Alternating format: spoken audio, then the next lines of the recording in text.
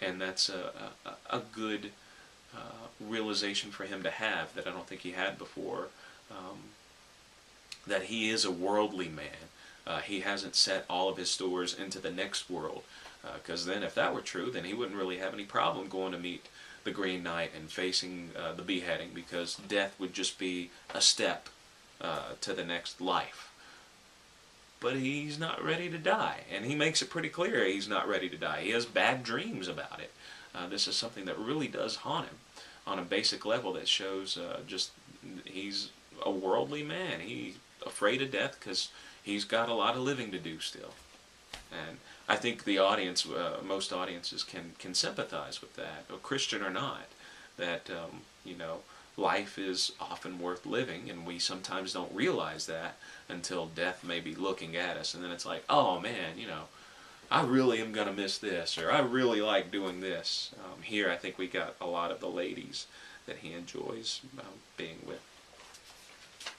So I think that he learns a lot of his own flawed character, that he doesn't really embrace the ideals that are on his shield in that five-pointed star as much as he may have thought he embraced those ideals, as much as his reputation seems to precede him and say that he embraces.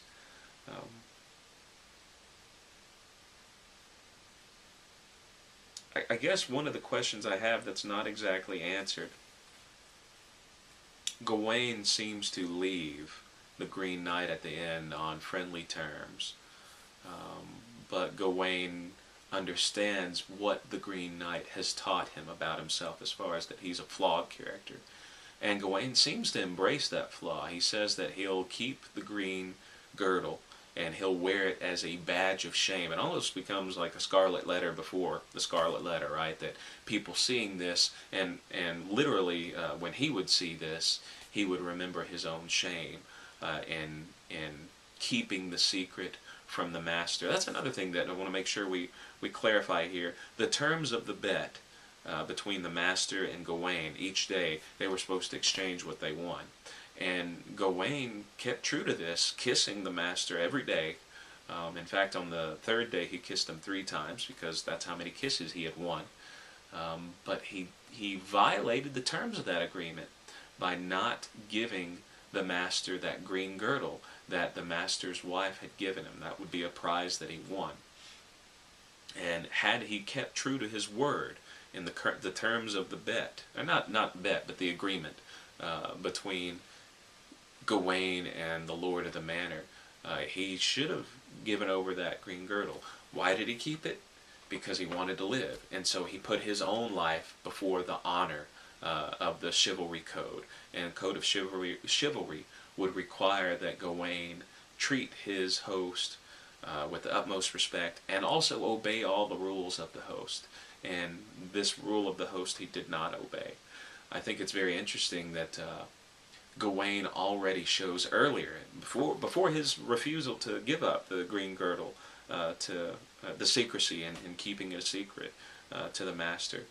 There's a part where on the first day when he gives the kiss to the Green Knight, kisses him, the Green Knight kind of chuckles and then says, "Oh, I'd really like to know who you won this from." And Gawain, he finds a loophole in the agreement of the chivalry code. He says, no, I did what we said we'd do. I gave you what I won. You never said we had to say from who we got it from. And so I think it's interesting that the Gawain here, he knows how to play the game. He agrees to obey the rules of his visitor, or whoever he's staying with. I guess here it'd be kind of his liege for the moment. But it's only to a point, and he does not wholeheartedly give himself over. He does what is required, but no more than that. Part of the bet was not, part of the agreement was not to say where the prize came from, so he keeps that part a secret because he can't. That's not a part of the agreement between the two. When he goes home, though, back to the kingdom of Camelot, and he explains the story, and he has not only this the girdle as a token of it, but also he has the scar on his neck, and the scar is another symbol that will remind him of his shortcomings. I don't know how to take it that the rest of the court, they kind of take away his, they steal his insight from him. They kind of laugh it off, and they say, oh, well, you know, we should all get girdles ourselves because we're all the same way. So it seems interesting. It almost like, to me, and maybe I'm just taking it a little too far out of context, but it almost cheapens the lesson that Gawain learns about himself, because he goes back and instead of having the honor of shame and humility, which he hadn't had before, he gets that taken away as part of being embraced back into the fold by, oh, well, we're all the same way, so we're all going to wear this girdle so you won't be alone. I'm not really sure how I feel about that. I think that they kind of took a good lesson away from Gawain and made it less than what it could have been. The last thing I want to touch on that I have trouble working out is the dual allegiances that Gawain shows. Now, Gawain is Arthur's man, and the reason why Gawain stands up at the very beginning when the Green Knight first makes his challenge is because he knows that Arthur, as the king, he knows Arthur can't engage this guy directly. That would be, I mean, you can't do that. Arthur can't really engage in combat the Green Knight here. It shows very bad for the kingdom to allow their leader, the one they love most, to go do something dirty like this. Nobody else would speak up until Gawain did, but it's good that Gawain did this. He spoke up and said, no, please let me do this instead, after Arthur had already agreed to. He gives Arthur an out, which Arthur, if you notice, Arthur takes. Arthur doesn't have any problem letting Gawain come save him from engaging with the Green Knight. Think how differently that would have read if it had been Arthur instead of Gawain who had to go through all of this. That would put a whole new spin on things. But ultimately Gawain is able to show his allegiance to Arthur and step up when Arthur needs him.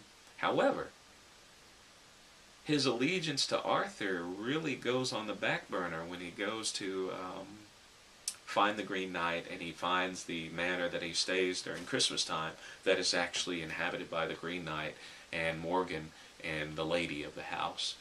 There's several times where he pledges his allegiance to the Lord of the house. And this is what I'm a little confused about. I thought you could only have one allegiance. So if his allegiance is already with Arthur, I don't understand how he can pledge that allegiance to the Green Knight as well. Yet he does it several times. He says that he's his man. I don't understand how he can do that. It's unresolved to me as far as Gawain's character and kind of forsaking the vows he's taken to Arthur and his court, and when it serves his purpose, making new pledges to the Green Knight and his court.